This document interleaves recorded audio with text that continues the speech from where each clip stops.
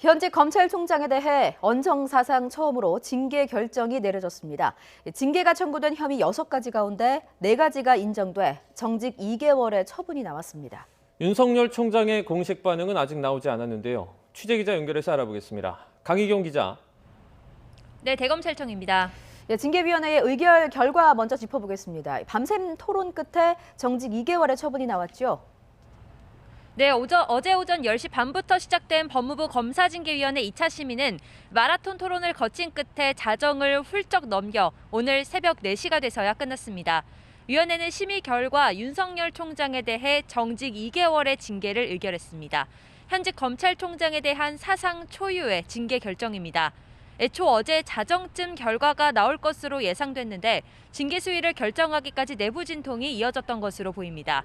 위원장 직무대리인 정한준 교수는 해임부터 정직 6개월, 정직 4개월 등 징계 양정을 두고 의견 일치가 안 돼서 의결 정족수인 과반수가 될 때까지 계속 토론한 결과 정직 2개월로 정했다고 밝혔습니다. 징계위원인 이용구 법무부 차관도 의견을 모아가는 과정에서 시간이 걸렸다며 위원회가 여러 측면, 다양한 각도에서 많은 걸 생각하고 결론 내렸다고 말했습니다. 정한준 교수의 말 직접 들어보겠습니다. 의견이 나눠가지고 상당히 오랫동안 토론하다가 정직 6월부터 4월 처음에는 해임부터 해가지고 많이 양정에 대해서 국민들의 질책은 달게 받도록 하겠습니다. 네, 추미애 법무부 장관이 징계를 청구했던 혐의 가운데 4가지가 인정됐죠. 네, 징계위원회는 윤석열 총장에 대한 징계 청구 사유 가운데 4가지가 인정됐다고 밝혔습니다. 애초 징계가 청구된 사유는 6가지였는데 이 가운데 하나였던 채널A 사건과 한명숙 전 총리 사건 수사 및 감찰 방해를 3가지로 세분해 전체 8가지에 대해 판단을 내놨습니다.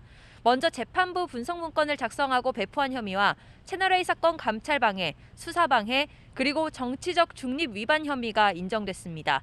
언론사 사주와의 부적절한 교류와 감찰 조사 불응은 징계 사유가 있으나 징계 사유로 삼지 않기로 하는 불문 결정을 내렸습니다. 채널A 사건 감찰 정보 유출과 한명숙 전 총리 사건 감찰 방해는 증거가 부족하다고 보고 무혐의 결론을 내렸습니다. 네, 윤석열 총장 측의 공식 입장은 아직 안 나온 거죠? 네, 새벽이 돼서야 징계 결과가 나와서 아직 윤 총장 측의 공식 입장은 나오지 않았습니다. 변호인단과 의결을 조율하는 대로 곧 입장이 나올 것으로 보입니다.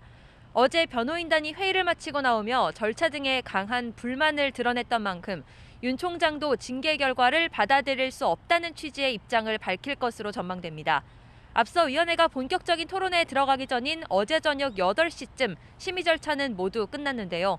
윤석열 총장 특별변호인단은 심재철 법무부 검찰국장이 제출한 진술서 등 새로운 증거들을 검토할 시간이 필요하다며 최종 진술기일을 다시 정해달라고 요청했습니다. 하지만 위원회는 준비 시간을 1시간 줄 테니 곧바로 최종 진술을 하라고 요구했고 윤 총장 측은 이 같은 결정에 반발해 최종 변론을 하지 않고 먼저 퇴정하며 징계 절차 자체가 위법하고 부당하다고 성토했습니다. 직접 들어보겠습니다. 안 된다고 계속 말씀하셔서 그러면 현실적으로 우리가 최종 진술을 지금 한다는 것은 불가능한 거니까 그럼 최종 진술을 안 하겠습니다 하고 그냥 그러더니만 그냥 바로 종결하겠다고 해서 종결하고 나왔습니다. 네, 그러면 이제 대통령의 재가를 거쳐서 징계가 집행이 되는데요. 윤 총장 측에서 바로 소송전에 들어갈 것으로 보이죠? 네, 정직 2개월의 징계가 의결됐고 이제 추미애 법무부 장관이 제청하면 문재인 대통령의 재가를 거쳐 징계가 집행됩니다. 윤 총장 측에서 징계위원회에서 절차와 관련해 계속 문제를 제기한 것이 법정 다툼에 대비한 거란 분석이 많았는데요.